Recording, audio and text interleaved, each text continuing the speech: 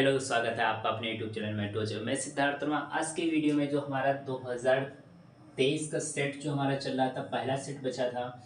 इसमें जो लॉन्ग जो हमारे अंक 6 नंबर के क्वेश्चन पूछे जाते हैं, वो सारे क्वेश्चन हम इस वीडियो में डिस्कस करते हैं। बहुत ही आसान तरीके से बताने का प्रयास करेंगे। देखिए, इसमें कहता है दो घनों जिसमें से प्रत्येक का आयतन जो है कितना है, 64 सेंटीमीटर क्यूब। आयतन जो है वो लंबाई गुणे चौड़ाई गुणे ऊंचाई से बनता है, इसलिए लंबाई चौड़ाई ऊंचाई तीनों का जो है सेंटीमीटर में नापेंगे तो सेंटीमीटर क्यूब हो जाता है। कहता है कि संलग्न फलकों को मिलाकर एक ठोस बनाया जाता है। प्राप्त घनाभ की पृष्ठीय क्षेत्रफल ज्ञात कीजिए। क्वेश्चन कहता है, यहां पर देख लेते हैं।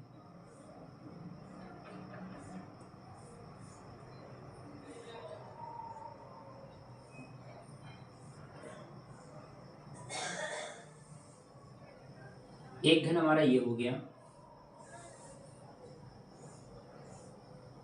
एक घन और हम बनाते हैं।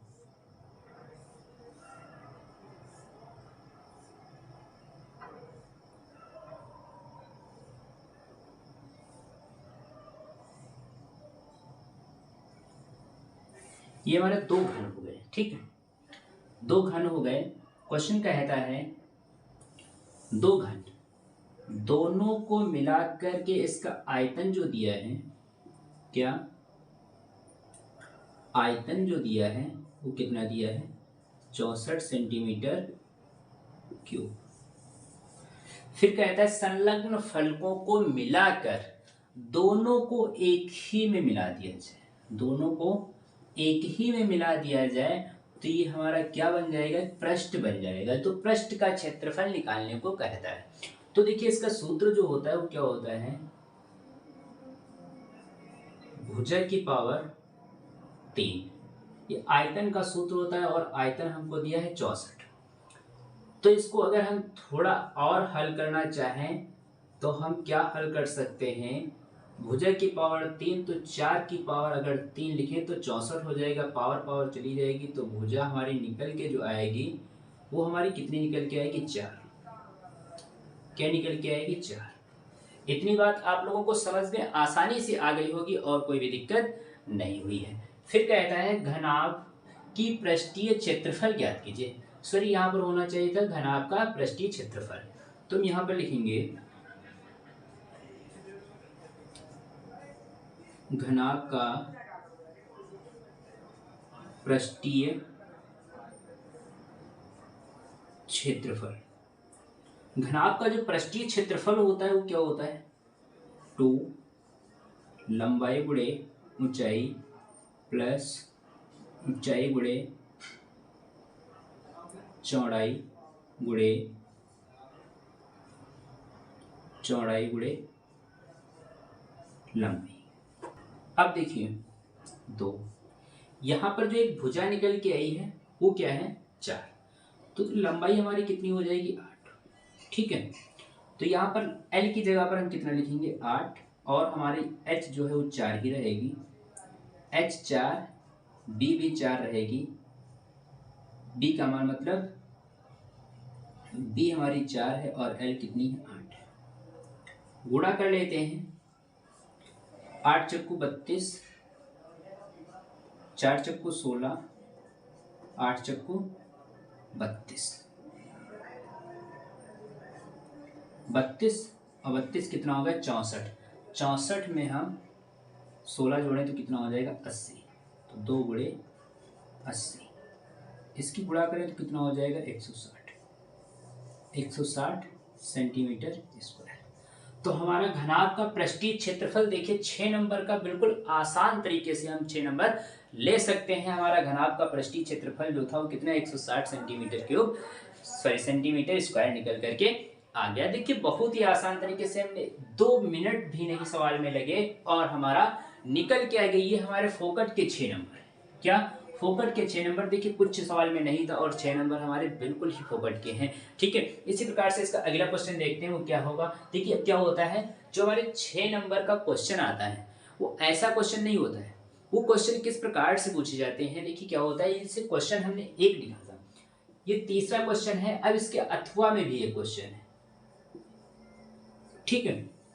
अब देखिए तीसरा क्वेश्चन जो हमारा 6 नंबर का था, ये क्या है, एक क्वेश्चन इस प्रकार से दिया होगा, अथवा करके एक क्वेश्चन और दिया है, ठीक है, उसको भी हम देखते हैं, ठीक है। तो क्या होगा, हमारे पास दो ऑप्शन होंगे और दो ऑप्शन में से हमको क्या करना है, कोई एक चॉइस करना है कि हम कौन सा लगाएंगे, ठीक है। तो देखिए बहुत ही आसान तरीके, लेकिन हम क्या करेंगे, आपको सारे सवाल बताएंगे। हो सकता है ये ना करके वही सवाल आ जाए जो हम अथवा में दिया है, और हम उसको अगर छोड़ दें वही पेपर में आ जाए तो आपके लिए तो मुसीबत का कारण बन जाएगा। इसलिए हम क्या करेंगे, अथवा अथवा में पूछा जाए या पर्सनली एक ही सवाल पूछा जाए, हम सारे सवाल आपको करवाएंगे, ठीक है।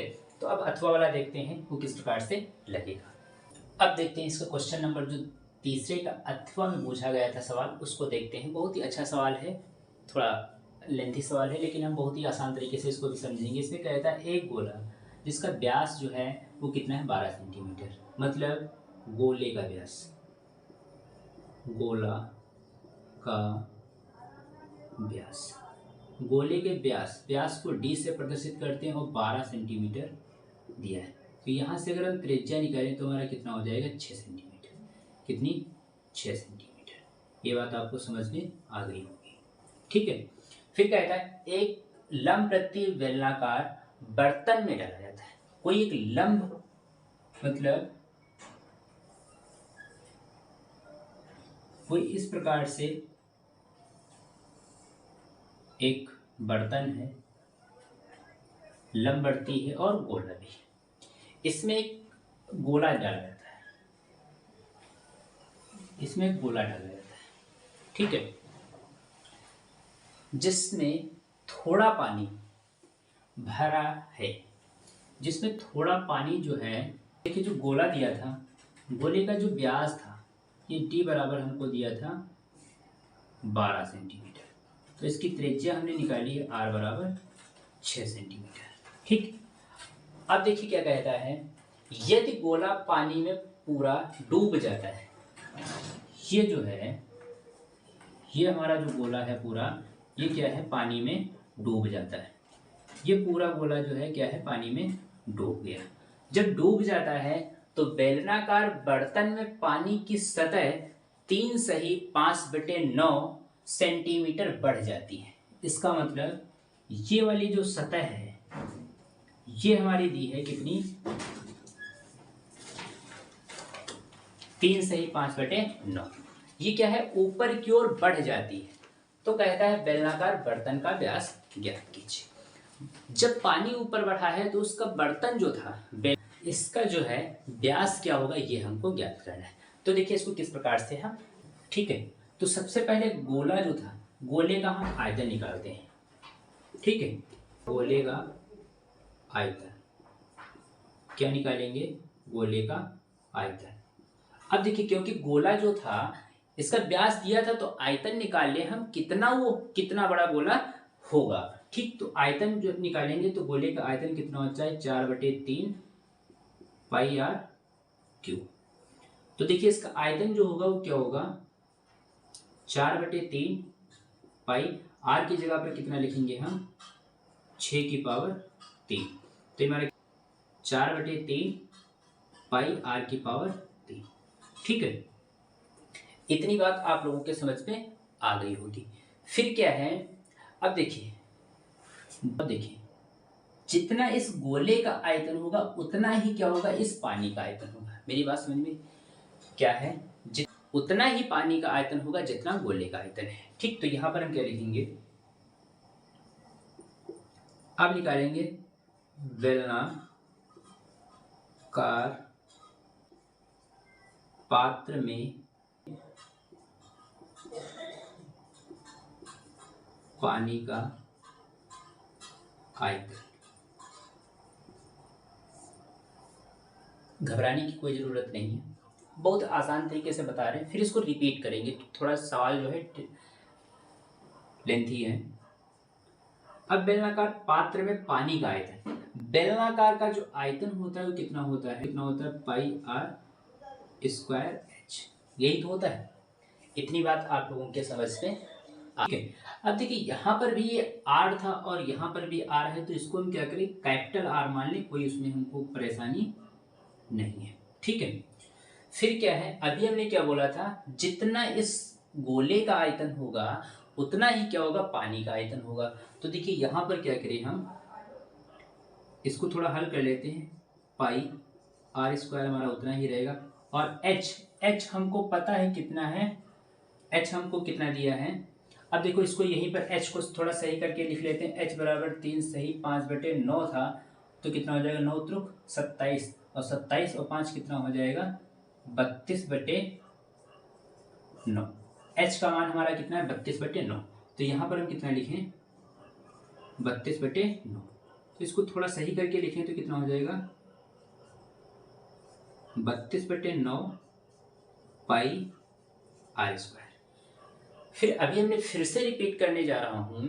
अभी हमने क्या बोला, गोले का आयतन जितना है उतना ही क्या है, उस पानी का आयतन होगा। ठीक, तो हम क्या करें, इनको बराबर कर लेते हैं। ठीक, तो दोनों बराबर हैं तो इनको बराबर करके क्या है, हम यहाँ पर आर का मान था और यहाँ से हम निकाल लेंगे आसानी से, हमारा यही क्या होगा, आंसर होगा। ठीक है, तो इसको हम यहाँ पर देखते हैं। पानी का आयतन बराबर गोले का आयतन। तो देखिए पानी का आयतन जो था वो कितना था, 32/9 पाई आर स्क्वायर, और गोले का आयतन जो था, गोले का आयतन हमारा जो है ये था। ठीक है, इसको रखते हैं तो कितना हो जाएगा, 4/3 पाई और 6/3। देखिए पाई से पाई कट जाएगा, 8 एकम 4 एकम 4, 4 8 32। ठीक है, अब देखिए 3 एकम 3 तिया, तो इधर कितना बचा, 8 आर स्क्वायर बटे 3, और इधर कितना बचा, 6/3। तो इसको हम इस प्रकार से लिख सकते हैं। तो देखिए इसको 2 से काटें तो 4 आएगा, इसको 2 से काटें तो 3, फिर इसको 2 से काटें और 6 को 2 से काटें तो कितना आएगा, 3, 2 एकम 2, 2 तिया। अब देखिए आर स्क्वायर बटे 3 बराबर 3 तिया 9 त्रुक 27, क्रॉस मल्टीप्लाई करें तो आर स्क्वायर बराबर कितना हुआ, 81। इधर से स्क्वायर हटेगा, इधर अंडर रूट, तो कैपिटल आर का मान जो निकल के आएगा वो कितना होगा, 9 सेंटीमीटर। मतलब इसमें जो पानी का क्या कहता था, बर्तन का व्यास, तो बर्तन का व्यास, तो बर्तन की त्रिज्या निकल के आर, तो डी बराबर 2 गुणे आर होता है, तो डी बराबर 2 गुणे 9, तो डी बराबर कितना हो जाएगा, 9 दूनी 18। तो व्यास हमारा निकल के आया कितना, 18 सेंटीमीटर निकल के। देखिए सवाल हमने बहुत आसान तरीके से लगा, बहुत ही छोटा सवाल है। इसको हम फिर से एक बार समझ लेते हैं। सवाल क्या कहता था, एक गोला जिसका व्यास जो है 12 सेंटीमीटर, व्यास 12 सेंटीमीटर था, तो हमने इसकी त्रिज्या निकाली, कितनी हुई, 6 सेंटीमीटर हुई। फिर कहता है एक लंबवृत्तीय बेलनाकार बर्तन में डाला जाता है, मतलब कोई एक लंबवृत्तीय बेलन था, ठीक है, उसमें क्या है, इस गोले को डाला गया है। फिर कहता है जिसमें थोड़ा पानी भरा है, मतलब इसमें थोड़ा पानी भरा था, किसमें, इस बेलन में थोड़ा पानी भरा था। फिर यदि गोला पानी में डूब जाता, मतलब इतना पानी बेलन में होना चाहिए था कि पूरा गोला जो है उसी में क्या है, डूब गया है। तो कहता है बेलन की बेलनाकार बर्तन में सतह, पानी की सतह जो है वो कितनी, 3 सही 5/9 बढ़ जाती है। मतलब ये पानी था, इसमें जब गोला डाला गया तो ये यहाँ तक सतह बढ़ गई, इसकी तो ऊंचाई जो है वो कितनी हो गई, 3 सही 5/9 हो गई। ठीक है, तो कहता है बेलनाकार बर्तन का व्यास ज्ञात कीजिए। तो गोले का व्यास दिया था, तो गोले का आयतन हमने निकाला, तो कितना है, गोले का आयतन कितना होता है, 4/3 पाई आर क्यूब। तो 4/3 पाई, आर की जगह पर 6 रखेंगे तो 6/3 हो जाएगा, 4/3 पाई आर, यहाँ पर कितना होगा, 6/3। ठीक, फिर बेलनाकार पात्र में, ये जो बेलनाकार था इसमें जो पात्र में पानी बचा था बेलन के, डालने के बाद तो उसका व्यास, उसका हमने आयतन निकाला, तो पाई आर स्क्वायर एच होता है। तो पाई एच का मान हमारा कितना था, 3 से 5 बटे, तो इसको हमने यहाँ पर सॉल्व किया तो 9 त्रिक 27 5 32/9। इसको तो हमने इसको सॉल्व किया तो कितना है 32/9 पाई आर स्क्वायर। फिर क्या है, जितना इसमें पानी होगा उतना ही बड़ा गोला होगा। तो पानी का आयतन जो होगा वो गोले के आयतन के बराबर होगा। पानी का आयतन कितना था 32/9 पाई आर स्क्वायर बराबर 3/4 पाई 6⁻3। पाई से पाई गया, 4 एकम 4 और 4 8 32, तो कितना बचा 8 आर स्क्वायर। तो 8 आर स्क्वायर बटे 3 एकम 3, 3 3 9, नीचे 3 बचा। 6⁻3 था तो हमने इसको अलग अलग 6 गुणे 6 गुणे इसको 3 बार हमने कर लिया। फिर इसको 2 से काटा, 2 चक्कू 8, 2 3 6, 2 से काटा 2 दूनी 4, 2 3 6, फिर 2 से काटा तो इतना कितना बचा थी, ऊपर कितना बचा आर स्क्वायर बटे 3, आर स्क्वायर बटे 3। इधर क्या बचा, कुछ नहीं, 3 गुणे 3 गुणे 3, 3 3 9 त्रिक 27। क्रॉस मल्टीप्लाई किया तो आर स्क्वायर बराबर 81। इधर से स्क्वायर हटाए तो इधर कितना लग गया अंडर रूट। तो आर का मान कितना निकल के 9। इतनी बात आप लोगों की समझ में आ गई। याद क्या करने को कहा था, व्यास। तो व्यास जो होता है वो क्या होता है, त्रिज्या का 2 गुना। तो डी बराबर 2 गुणे आर, मतलब त्रिज्या। तो 2 गुणे आर का मान कितना था 9, तो 9 दूनी 18। तो व्यास हमारा कितना निकल के 18। ये सवाल था, आप लोग इसका स्क्रीनशॉट ले लीजिए। बहुत ही आसान तरीके से मैंने इसको रिपीट भी कर दिया। अब इसका क्वेश्चन देखते हैं, अगला चौथा जो है वो कौन सा है।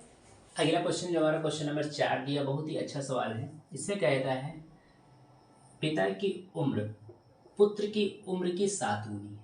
ठीक है, फिर कहता है क्वेश्चन क्या होता है, क्वेश्चन को अच्छे तरीके से जब हम समझ लेते हैं तो उसका आंसर हमको तुरंत पता चल जाता है क्या होगा।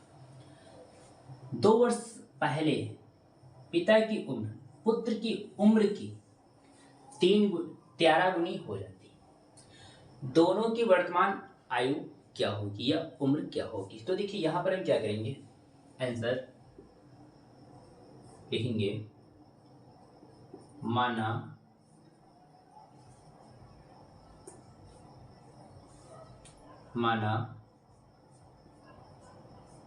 पुत्र की उम्र, पुत्र की उम्र हमने मान लिया x वर्ष है, तथा जब पुत्र की उम्र x वर्ष है तथा पिता की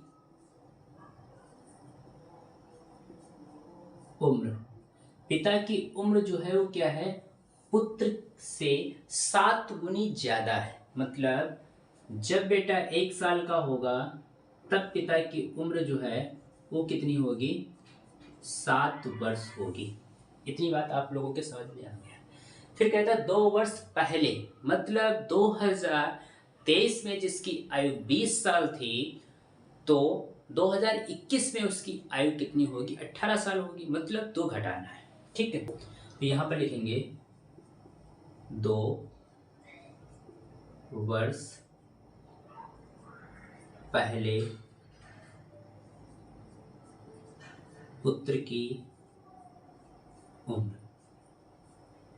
तो जितनी अब है उसमें से हम क्या करेंगे, 2 घटा देंगे। 2 घटा देंगे तो यही हमारी क्या होगी, उम्र हो जाएगी। तथा तो 2 वर्ष पहले पिता की भी तो उम्र कुछ होगी,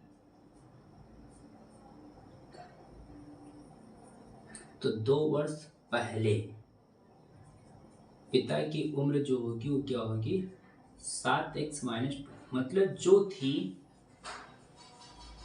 उसमें से हम क्या करेंगे, 2 घटा देंगे। फिर आगे देखिए क्या कहता है, पहले पिता की उम्र पुत्र की उम्र की 13 गुनी है। मतलब प्रश्नानुसार, प्रश्न क्या कहता है, प्रश्नानुसार प्रश्न ये कहता है कि जब पिता की उम्र जो है, अब पिता की उम्र से पुत्र की उम्र जो है वो क्या है, 13 गुनी अधिक है। अब इसको हल कर लेते हैं, आंसर हमारा आ जाएगा। 7x - 2 बराबर, इसकी गुणा इससे करेंगे तो कितना हो जाएगा 13x, फिर इसकी गुणा इससे करेंगे तो प्लस माइनस माइनस 13×2 = 26। 13 को इधर लाएंगे तो 7x, ये प्लस में था, इधर आएगा तो माइनस में, इधर माइनस में 26, ये माइनस में 2 था, इधर आएगा तो प्लस का 2। तो 13 से 7 जाएगा तो माइनस का क्या बचेगा 6x, माइनस के 26 से 2 जोड़ेंगे तो कितना हो जाएगा, माइनस से 26 मतलब 2 हटा दें हम तो कितना बचेगा माइनस का 24, माइनस माइनस कट गया तो कितना बचा 6x बराबर 24, 6 एकम 6, 6 चौक 24, x की वैल्यू कितनी है 4। इतनी बात आप लोगों के समझ में आ गई, यहाँ तक आप लोगों को कोई भी दिक्कत नहीं। तो देखिए पुत्र की आयु उम्र जो है हमने क्या मानी थी x, और x का मान निकल के आए, तो इसका मतलब पुत्र की उम्र जो है वो क्या थी, x माना था और x का मान 4, तो इसका मतलब पुत्र जब 4 वर्ष का होगा तब उसके पिता की आयु क्या होगी, तो यहाँ पर लिखेंगे तथा पिता की उम्र कितनी थी 7x माना था, तो 7 और x का मान कितना है 4, तो 7 चौक 28 वर्ष। तो हमारा 4 का मान 8 वर्ष, यही हमारा क्या हुआ उत्तर हुआ। ठीक है, पिता की उम्र 28 साल थी तब बच्चे की उम्र कितनी थी 4 साल। ठीक है, तो देखिए बहुत ही आसान तरीके से मैंने बताया है, इसका आप लोग स्क्रीनशॉट ले लीजिए, कहीं पर आप लोगों को किसी भी प्रकार की कोई भी दिक्कत नहीं होगी। इससे इतना सरल मैं बता रहा हूँ आपको, यूट्यूब पर कोई नहीं बताएगा इसके।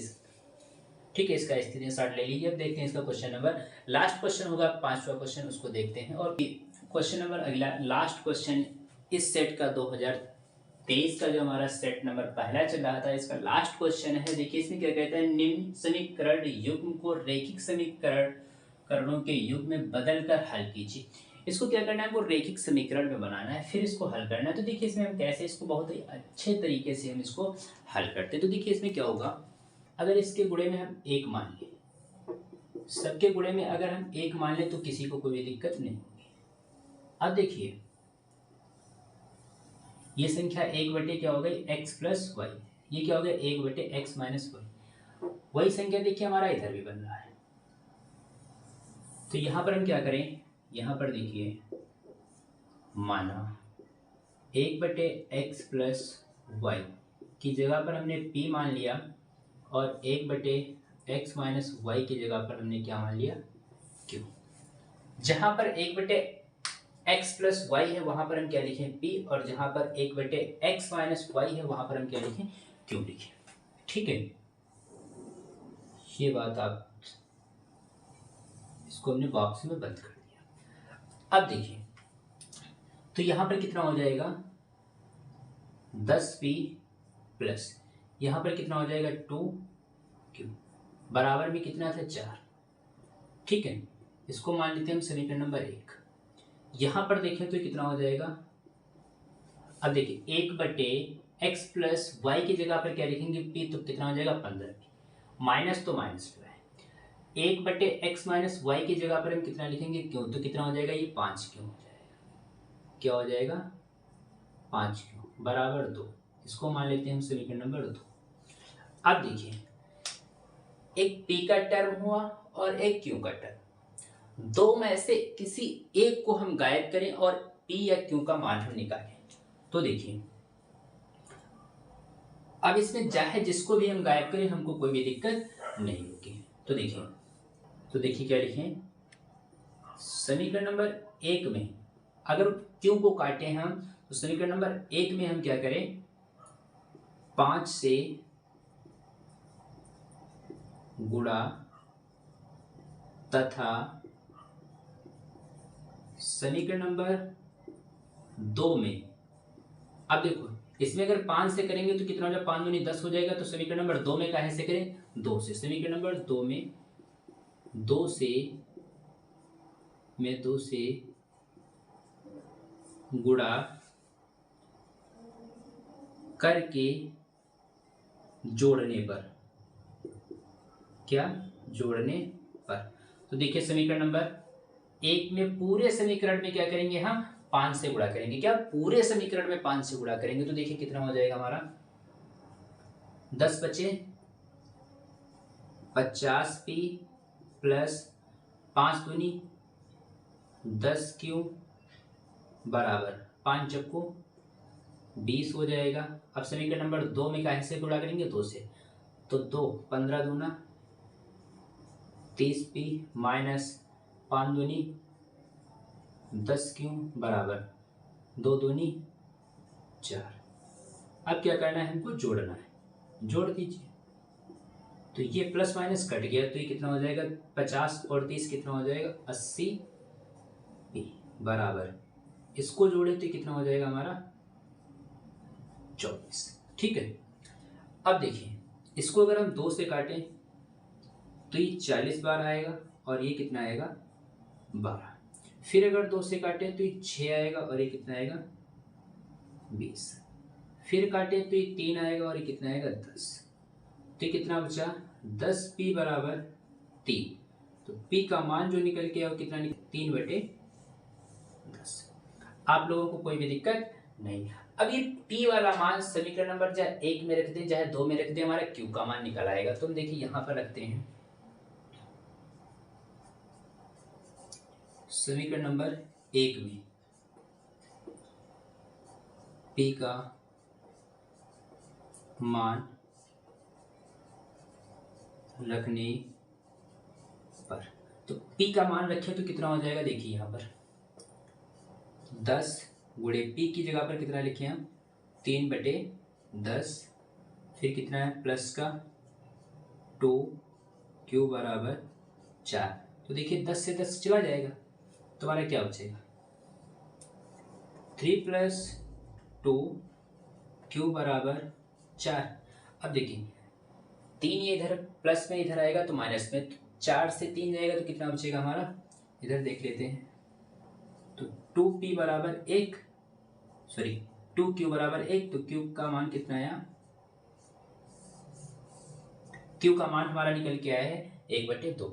देखिए बहुत ही आसान तरीके से हमने लगाया, कहीं पर किसी भी प्रकार की दिक्कत नहीं होगी। देखिए इसको हम पहले पूरा हल कर लेते हैं, ठीक है, फिर इसको हम एक बार फिर से रिपीट करते हैं। अब देखिए p का मान हमारा 3/10 निकल के आया, q का मान 1/2 निकल के आया। तो जहां पर p हमने माना था तो वहां पर हम क्या रखे हैं अब 3/10। तो देखिए p कहां पर माना था हमने 1/x + y बराबर हमने माना था p, तो p का मान हमारा निकल के आया है 3/10। तो अब देखिए कैंची गुणा करें तो हमारा कितना हो जाएगा, ये 3x प्लस का 3y बराबर 10। इसको माने समीकरण नंबर हम 3 माने। इतनी बात आप लोगों के समझ में आ गई। अब 1/x - y की जगह पर हमने q माना था तो q का मान निकला है, तो यहाँ पर इसको भी हल कर लेते हैं। 1/x - y बराबर 1/2, कैंची गुणा करें तो कितना हो जाएगा x - y बराबर 2। इसको माने समीकरण नंबर 4। इतनी बात आप लोगों के समझ में आ गई। अब यहाँ पर जैसे हमने किया था, देखिए p टर्म था और q था, यहाँ पर x टर्म और y टर्म। तो अब इसमें क्या करें हम, कुछ नहीं, एक चीज हमें याद है, इसमें देखिए 3x का है 3y और यहाँ पर xy, तो इसमें 3 से गुणा कर दें तो हमारा क्या हो जाएगा 3 3 बराबर हो जाएगा, कट जाएगा एक। तो समीकरण नंबर 4 में 3 से गुणा करके समीकरण नंबर 3 में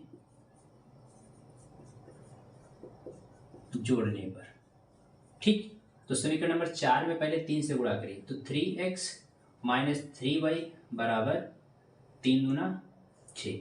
अब समीकरण नंबर 3 जोड़ दीजिए इसी में, 3x - 3y बराबर 10।